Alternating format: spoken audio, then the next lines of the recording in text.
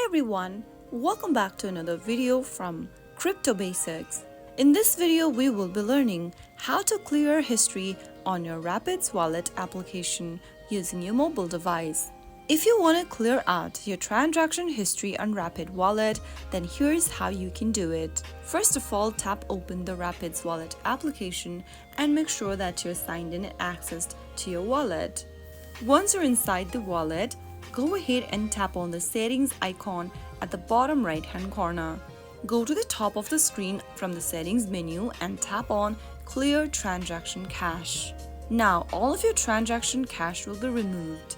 Tap on OK, and that is how you will be able to clear out your history on Rapids Wallet. If you found the video to be helpful, go ahead and give us a thumbs up.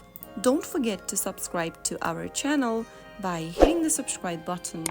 Press on the bell icon so that you'll never miss another upcoming upload from us. I will be back again in the next video. Thank you for watching.